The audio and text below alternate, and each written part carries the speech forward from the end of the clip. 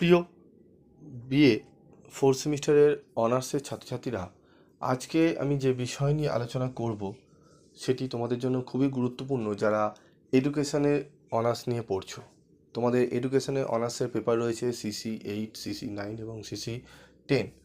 তো এই পেপারগুলি থেকে আজকে আমি যে পেপারটি নিয়ে আলোচনা করব সেটি হচ্ছে CC8 টিচিং।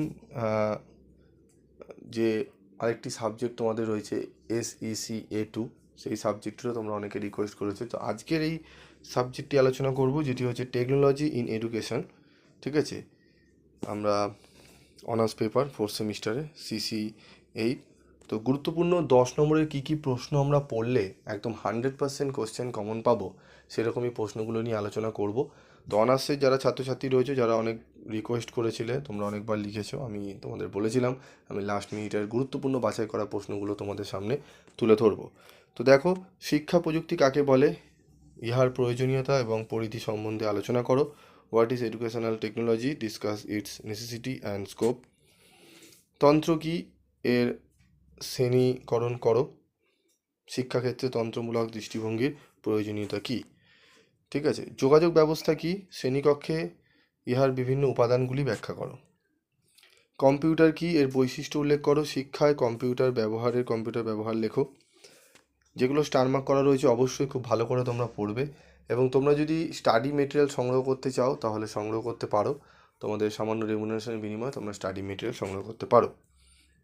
যারা বিশেষ করে বই কেনোনি তারা করতে পারো, কারণ যারা বই কিনেছো বইয়ের মধ্যে তোমরা সমস্ত উত্তরগুলো পেয়ে যাবে। ঠিক আছে, যারা বই কেনোনি, একান্ত কাজকর্ম করো, তোমাদের সেরকম গোছানো নেই, তারা যোগাযোগ করতে পারো, তোমরা স্টাডি মেটেরিয়াল সংগ্রহ করে নিতে পারবে। কম্পিউটারের স্মৃতি বা মেমোরি বলতে কি বোঝো, ইহার বিভিন্ন প্রকারভেদ উল্লেখ করে প্রাথমিক বা প্রধান স্মৃতি সম্পর্কে আলোচনা করো।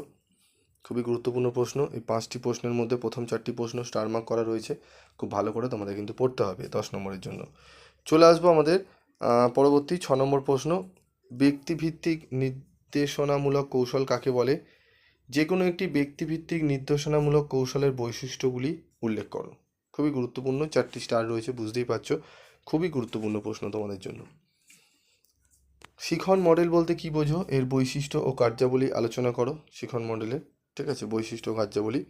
এর সাথে যেই প্রশ্নটি আরও গুরুত্বপূর্ণ, 4টি স্টার, সহযোগিতামূলক শিখন কি। শ্রেণীকক্ষে এই শিখনের বিভিন্ন বৈশিষ্ট্যগুলি লেখো বা উল্লেখ করো।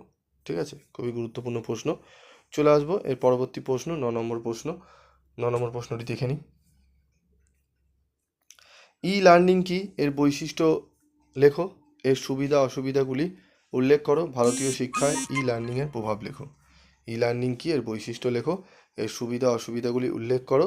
ভারতীয় শিক্ষায় ই লার্নিংয়ের প্রভাব লেখো। ঠিক আছে, তো এই প্রশ্নগুলো ভালো করে তোমরা করো। এই 9টি প্রশ্ন এখানে তোমাদের আমি দিলাম। এই 9টি প্রশ্ন যদি ভালো করে তোমরা করে নিতে পারো, তাহলে আমি বলবো তোমরা এখান থেকেই প্রশ্ন, তোমাদের 3টি তো করতে হয়, মিনিমাম 2টো প্রশ্ন কমন পাবেই পাবে।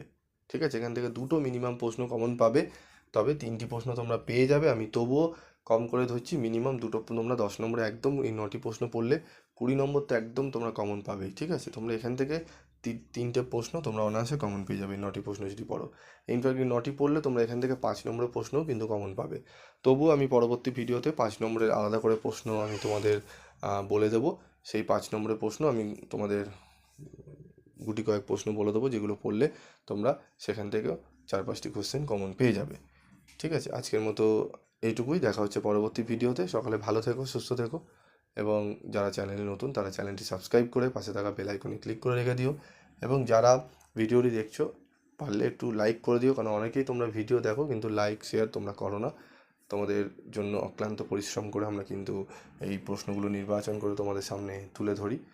তো তোমাদের সহযোগিতা চাইবো অবশ্যই, যাতে আরও ভবিষ্যতে তোমাদের জন্য কাটতে পারি। আজকের মতো এটুকু।